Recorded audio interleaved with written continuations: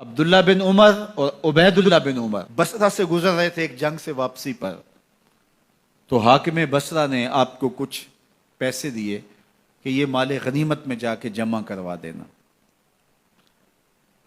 اور پھر خود ہی مشورہ دیا کہ عراق کے اندر فلاں فلاں چیز بہت سستی مل جاتی ہے اور حجاز میں ان چیزوں کی قیمت زیادہ ہے، تو اگر آپ ایسا کر لیں کہ یہ ان پیسوں سے خرید لیں اور جا کے مدینہ المنورہ میں فروخت کر دیں، تو جو زائد پیسے آپ کمائیں گے وہ آپ کے ہوئے، اور یہی اشرفیاں جو میں نے دی ہیں آپ کو، اتنی اشرفیاں بیت المال میں جمع کروا دینا، تم نے محنت کی ہوگی، تجارت کی ہوگی، تو جتنے بچیں گے وہ آپ کے ہوں گے۔ تو انہوں نے کہا بہت اچھا، وہاں سے مال خرید لیا، مدینہ المنورہ میں آ کے بیچ دیا، جتنی اشرفیاں انہوں نے وہاں سے دی تھی بیت المال کے لیے، اتنی بیت المال میں جمع کروا دی۔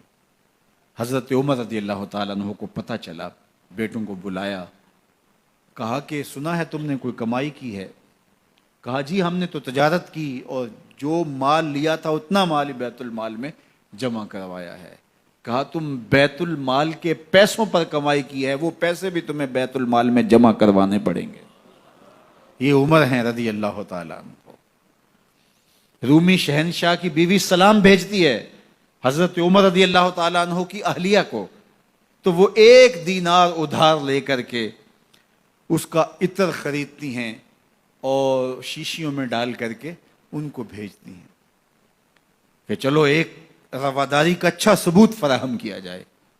تو وہ واپسی پر انہی شیشیوں کے اندر قیمتی موتی بھر کے بیچتی ہیں، جواہرات بھر کے بیچتی ہیں۔ حضرت عمر رضی اللہ تعالیٰ عنہ فرماتے ہیں لاؤ یہ سارے جواہرات، سب کو فروخت کرتے ہیں، 1 دینار اس کو دیتے ہیں، باقی بیت المال میں جمع کر دیتے ہیں۔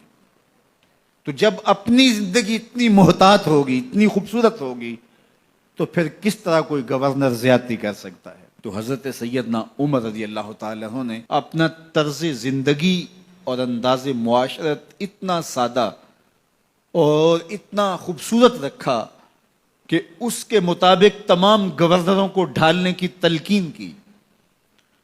آپ جب بھی کسی شخص کو بطور گورنر اس کا تعین کرتے تو اس کو یہ نصیحتیں کرتے، ایک ترکی گھوڑے پہ سوار نہیں ہوں گے، باریک کپڑا نہیں پہنیں گے، اور انچھنے آٹے کی روٹی کھائیں گے، مکان کا دروازہ نہیں لگائیں گے، کوئی حاجب نہیں رکھیں گے، چوکیدار نہیں رکھیں گے، بواب نہیں رکھیں گے، جو تمہارے تک پہنچنا چاہے ڈائریکٹ پہنچ جائے۔ اللہ اکبر۔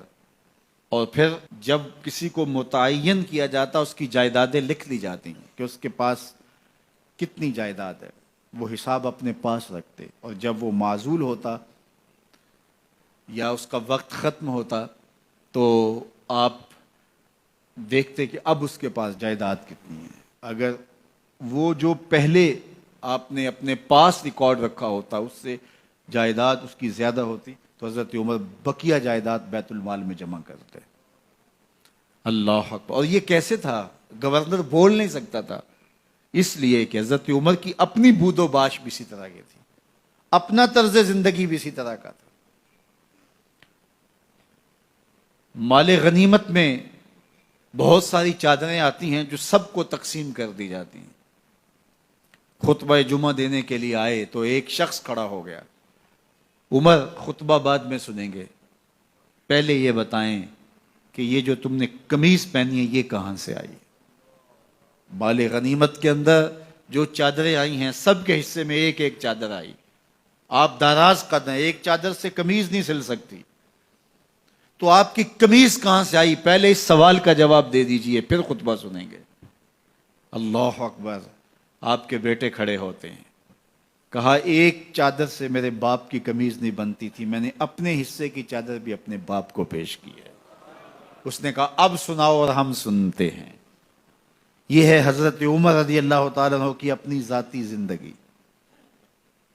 ایاز بن غنم کے بارے میں یہ پتہ چلتا ہے کہ وہ موٹے کپڑے نہیں باریک کپڑے پہنتا ہے۔ اس نے گھر کے دروازے پر بواب بھی رکھا ہوا ہے، چوکیدار بھی رکھا ہوا ہے۔